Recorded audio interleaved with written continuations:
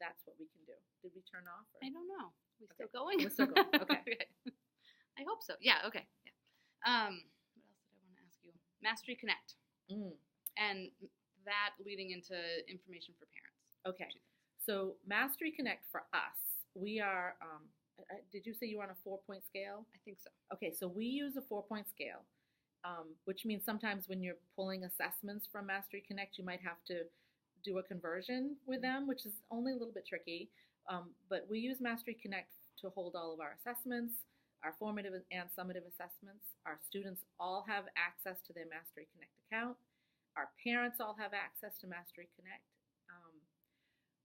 We've been using that now for almost since the beginning. We've been through a number of programs. We tried a number of programs. We piloted a lot until we found this one. And what we like about Mastery Connect, I'm sorry, if you want to grab that. I set an alarm at the end of each class for cleanup, and it's going off.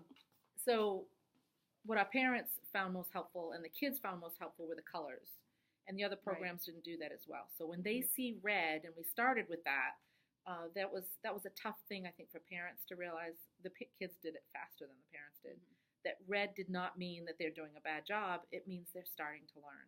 They're at the beginning of learning. And if they hung in there and they worked and they did their IXL and they came in for extra help, then pretty quickly they saw that go to yellow. And kids learned to advocate for themselves, and they would come in and say, I really need to redo this or retake that or get help because I'm still showing red in my tracker on this particular standard or performance indicator. So the red shows where they need the most work, and yellow shows them that they're getting closer to proficiency. And when they start seeing green, it doesn't mean that they've mastered it completely, especially if it's in a formative assessment. Right. And that can be a little bit confusing for parents. When it starts showing green, it means, okay, they're really, yellow and green, they're getting ready for a summative. And only when they have green mastery proficient in a summative assessment can we say then, yes, this is permanent, it's going to stay.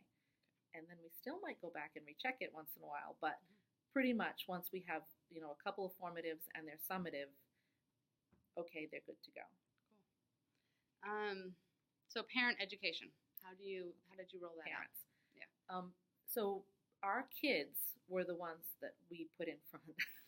Is that wrong? We put our kids in front. We taught our kids first. We taught them the language.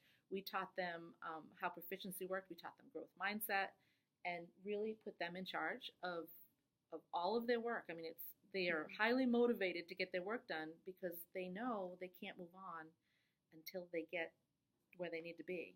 So our kids were the ones that did the parent meetings. We were, of course, there and we worked with them, but they helped build the presentations. They presented to the school board after we'd done some of our pilot work. Our kids were the ones that did the presentation, and so it's always been our kids in front, which means they know how to talk to their parents when they go home. And as you saw today, our kids know what a performance indicator is. They know what a standard is. They know what proficiency means. And they have the words, I'm just learning, I'm emerging, I'm at minimal. They know all of that. Our kids can write rubrics. And that takes a long time for kids to know how to unpack standards. All of that work has to be done, and you have to keep sending it home. We send newsletters home every other week. And we still do every other week. Sometimes we don't do that if there's a lot of stuff going on or vacations coming or something. But pretty much every other week, we have a proficiency-based, newsletter going home. Our first Mastery Connect reports were like 26 pages long. Oh, that's what I wanted to ask. Report cards or report progress cards. Reports. Right? Yeah. So we started out the very beginning. They were ridiculously long.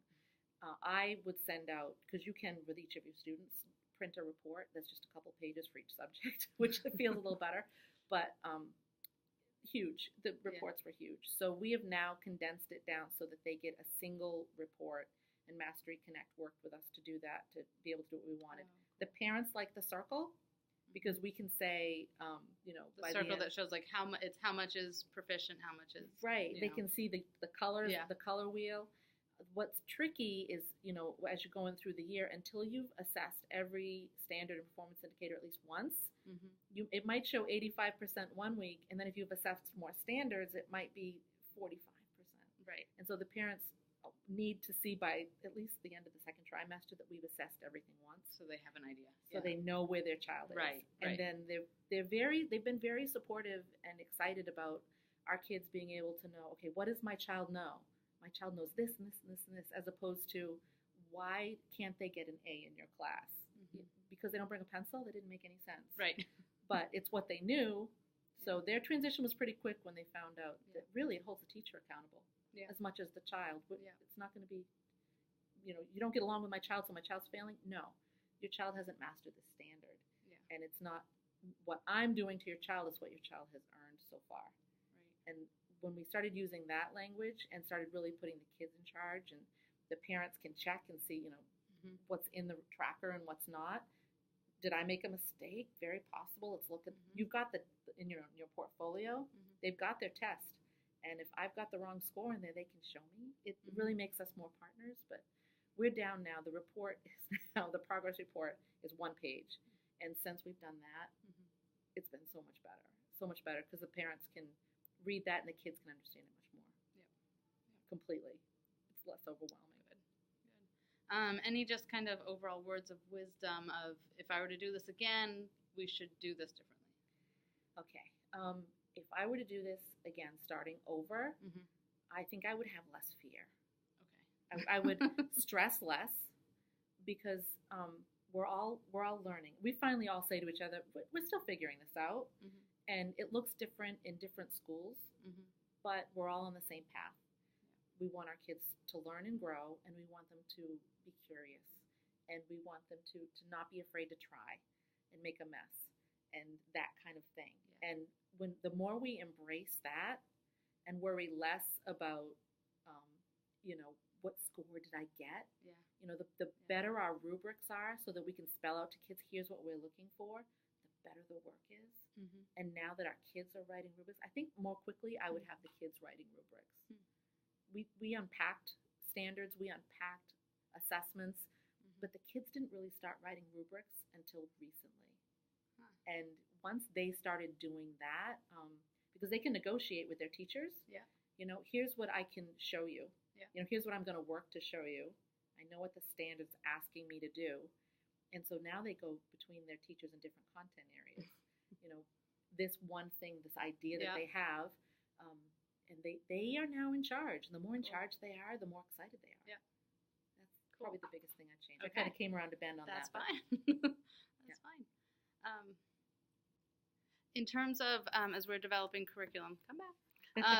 As we're developing curriculum, should we focus, and we were having this discussion with Jill about the topic idea of curriculum, the topics you cover, you teach versus the skills, and how to kind of address the need of the community to know what the topics are versus standards and skills.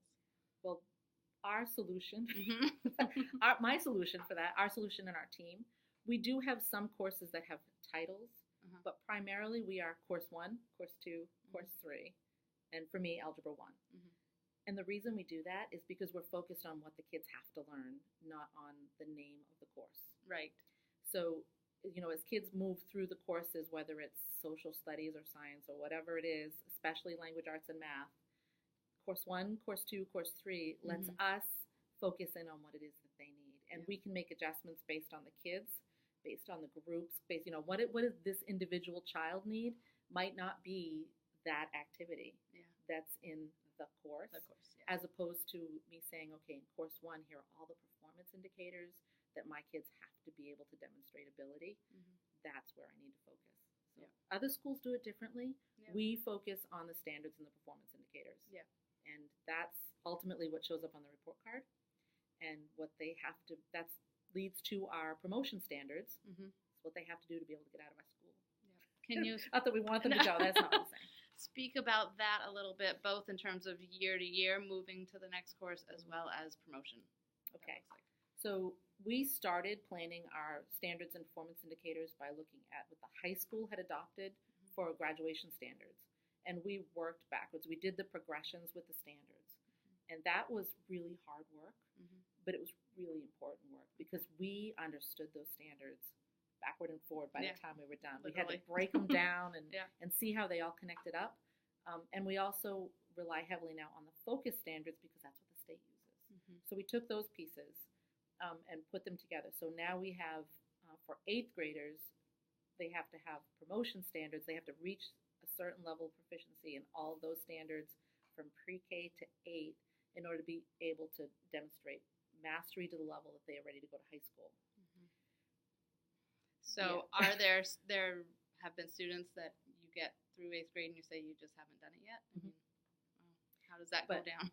Well, we know way before Yeah. that happens. So we meet with parents, of course, in the fall, and we talk about, here's the course that your child is in, and here's what they need to be able to do. So they all have they know exactly what it is they have to be able to do, and they have things at home that they can do, like in math it would be IXL or Khan Academy or other things. So we give them a way to help. Mm-hmm. If the kids don't make it, if they need more time, they get more time. And that's what we say. And sometimes it's because of behavior that they're not willing to engage. They're not at school for